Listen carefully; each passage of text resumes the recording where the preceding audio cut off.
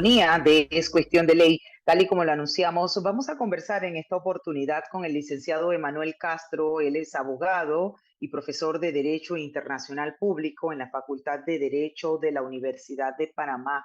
Licenciado, qué gusto tenerlo aquí. Bienvenido, buenas tardes. Gracias por ese tiempo que se toma para con esta audiencia. Lo valoramos mucho, sobre todo para escucharle en cuanto a ese análisis de la irrupción de la policía ecuatoriana en la embajada de México y pues ese rompimiento de las relaciones diplomáticas entre ambos países. Y es que algunos conocedores en la materia han señalado que sin duda alguna Ecuador ha violado la Convención de Viena cuando hace esta irrupción en la sede diplomática de México para justamente arrestar al expresidente Jorge Glass, quien había recibido, de hecho, asilo en esta embajada. Bienvenido.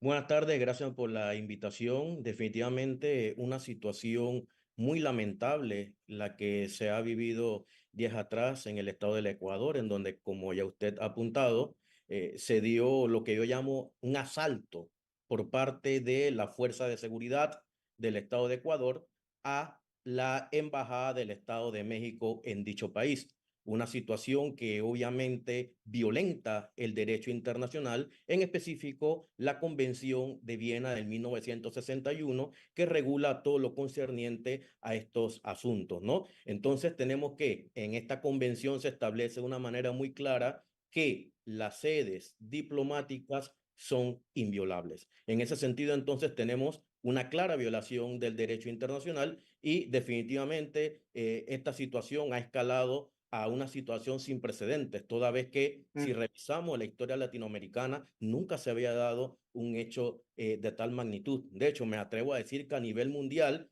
recuerdo que el único precedente que podemos mencionar fue la toma de la Embajada de Estados Unidos de América en Teherán, en el estado de Irán, en el año 1979, con la diferencia que en ese entonces esta toma de rehenes se dio fue por parte de organizaciones estudiantiles de dicho estado y no por los aparatos de seguridad del estado de Irán, a diferencia de, como ya mencioné, se ha dado en el Ecuador, se ha dado entonces este asalto armado por parte de las fuerzas o el aparato de seguridad del estado de Ecuador.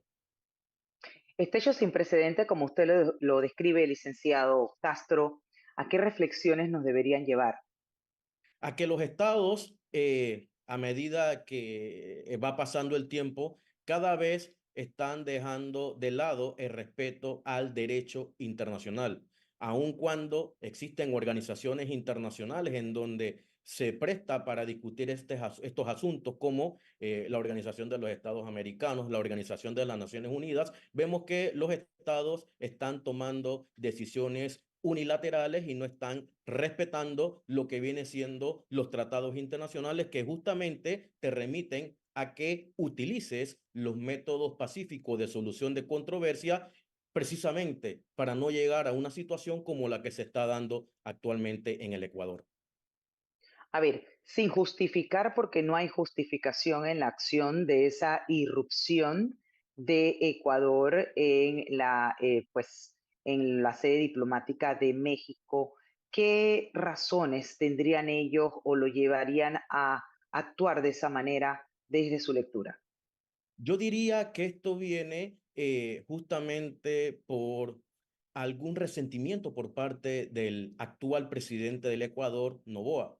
Y asevero esto que acabo de decir en virtud de que previo o dentro del proceso de elección del Ecuador, el presidente de México, Manuel López Obrador, emitió comentarios que en su momento fueron considerados como actos que podrían poner en riesgo la estabilidad interna del Estado, en donde el propio presidente de México aseguraba que dentro de ese proceso de elección, en donde incluso se asesinó a un candidato presidencial, todo fue orquestado con la única finalidad de favorecer políticamente al presidente Noboa, que posteriormente fue efectivamente quien ganó las elecciones. Así que pienso yo que el asunto tiene su inicio en esta situación y recientemente también ante esta situación Hay que recordar que el Estado de Ecuador, liderado, como ya mencioné, por el presidente Noboa, ordenó la salida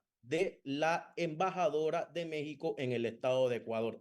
Es importante tener esto presente, que al momento en que se da este asalto a la Embajada de México, México no tenía un embajador acreditado en el Ecuador, sino que tenía un jefe de misión que era el que estaba a cargo de la misión diplomática. Entonces, en ese sentido, yo pienso que esto se da por una situación muy directa de intereses políticos o lo que podemos llamar de una manera coloquial en nuestro país, un pase de factura político del presidente Noboa al presidente de México.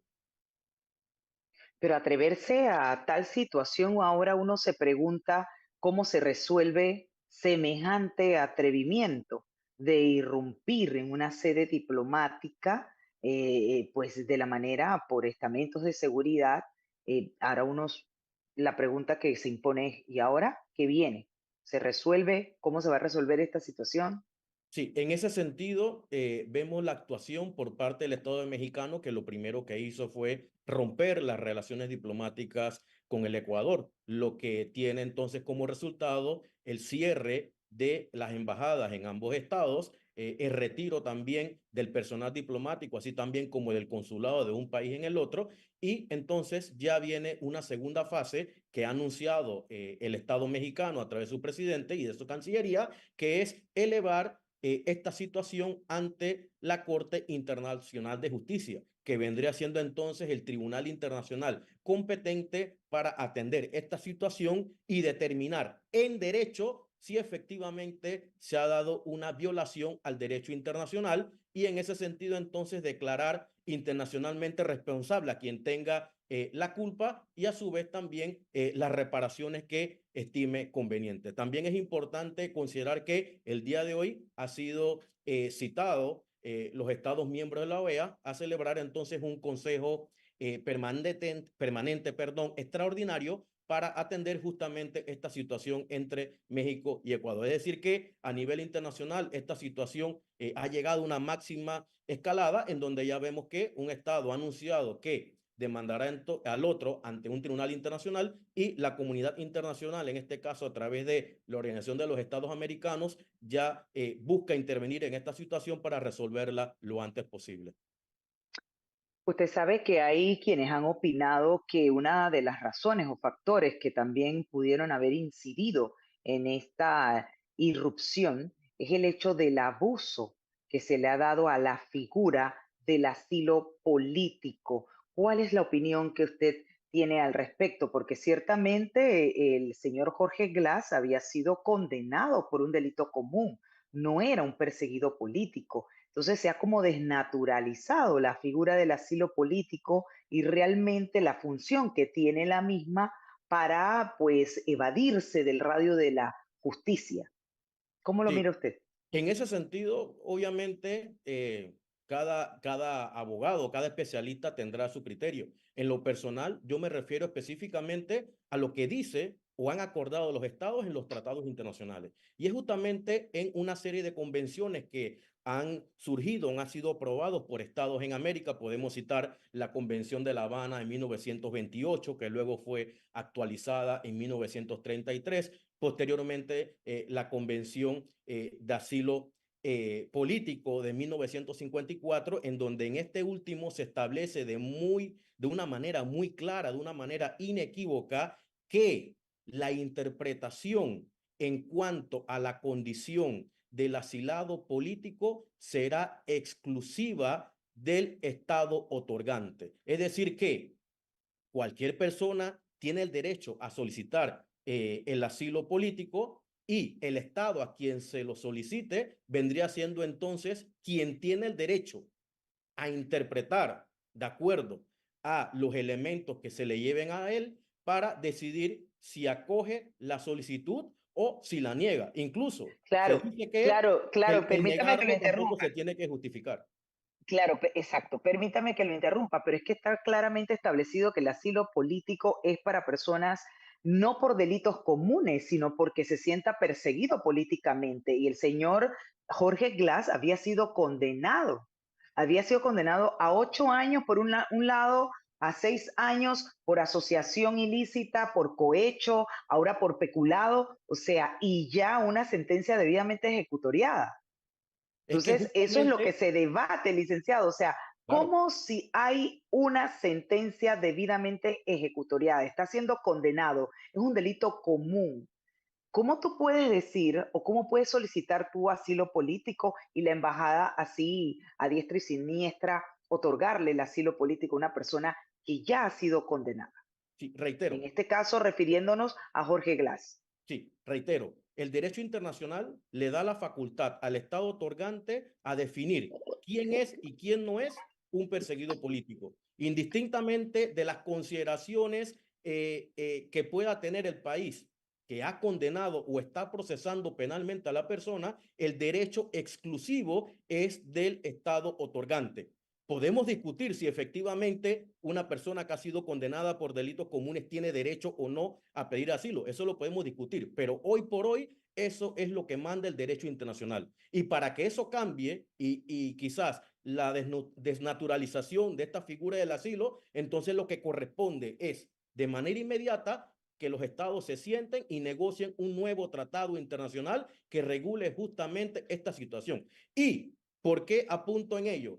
Porque la Convención de 1954, que habla sobre el asilo político, justamente se da por una situación que se dio en los años 50, inicio de los años 50, entre Perú y Colombia por el llamado caso Haya de la Torre, que fue justamente elevado ante la Corte Internacional de Justicia. ¿Qué se encontró en ese entonces? Que no había una connotación específica para la situación que se estaba dando en 1950. ¿Y cuál fue la respuesta de los estados americanos para esos años? Bueno, vamos a convocar a una nueva conferencia, vamos a discutir ese asunto y es allí donde nace la Convención de 1954. Entonces, hoy por hoy, lo que corresponde, de acuerdo a la tradición que viene o el avance o el desarrollo del derecho que ha tenido Latinoamérica en ese sentido, es que se cite una nueva conferencia y se pueda discutir esta situación de quién puede ser considerado o no un asilado político, y si a personas que han sido condenados por delito de corrupción por cualquier otro delito común, entonces se le pueda negar o no se pueda acceder al Estado otorgante a que facilite este tipo o reconocimiento de este tipo de derechos. Ahora, licenciado, con este precedente, ¿qué se pone en riesgo? La estabilidad en América, definitivamente, la estabilidad en América. Porque entonces, cuando se dé otra situación similar, cualquier Estado va a poder actuar de la misma manera. Irrumpe en cualquier sede diplomática con sus aparatos de seguridad y va a argumentar, bueno, es que yo interpreto la convención como yo lo estime conveniente.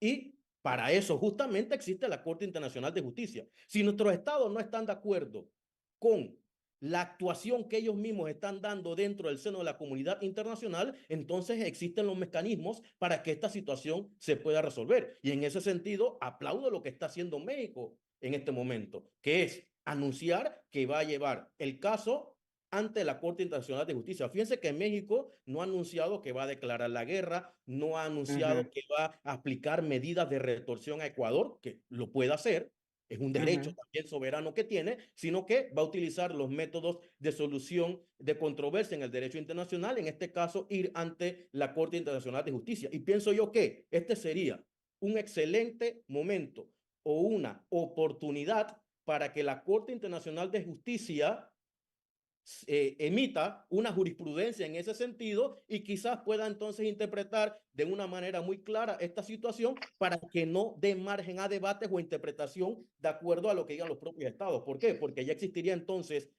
una sentencia internacional que los estados que reconocen la competencia de la Corte Internacional de Justicia estarían obligadas a acatarla.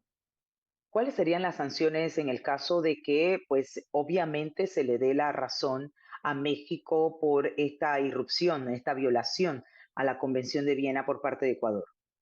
La sola sentencia en donde un Estado se le declare internacionalmente responsable por la violación del derecho internacional per se es una sanción y muy fuerte. O sea, dentro de la comunidad internacional te estarían diciendo que tú no respetas el derecho internacional. Por sí sola, la sentencia ya sería una de ellas. Lo otro es que dentro de las posibilidades y las realidades que se ha dado, también el Estado de México, en este caso, podría solicitar una reparación económica por los daños causados a el mobiliario de la embajada, a la cerca, a la integridad física y psíquica que pudo haber sufrido su personal diplomático. Debemos recordar que cuando se da este asalto a la embajada de México en el Ecuador, allí lastiman físicamente al encargado y a otras personas que estaban dentro de la embajada. Así que en ese sentido, la Corte Internacional de Justicia muy bien podría entonces ordenar las reparaciones que estime conveniente, y me refiero específicamente a reparaciones económicas. En conclusión, licenciado, ¿habrá o no una resolución, una solución a esta situación y sus últimas reflexiones para que precisamente, siendo que se pone en riesgo, como bien usted lo señaló, la seguridad, la soberanía de un país, pues que nos miremos en ese espejo, porque situaciones pues parecidas tenemos nosotros y obviamente por eso estamos analizando esta situación que ocurrió en precisamente cuando Ecuador viola la Convención de Viena, irrumpiendo en la sede diplomática de México. Y con eso concluimos. Yo confío que el Estado de México y el Estado de Ecuador se sienten, negocien y lleguen a un acuerdo.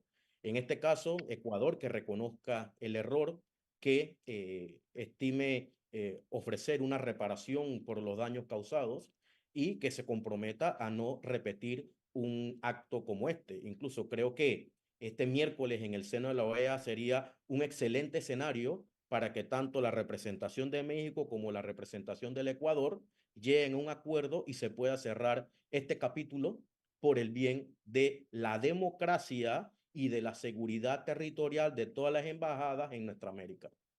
Sí, me quedo con eso y agradezco una vez más al profesor y abogado Emanuel Castro, abogado y especialista en Derecho Internacional Público en la Facultad de Derecho de la Universidad de Panamá. Valoramos una vez más sus comentarios, su análisis con respecto a este caso de la irrupción de la policía ecuatoriana en la Embajada Mexicana. Que tenga una Muchas linda gracias. tarde. Se cuida. Muchas gracias. Gracias a Salud. usted. 4:01 minutos.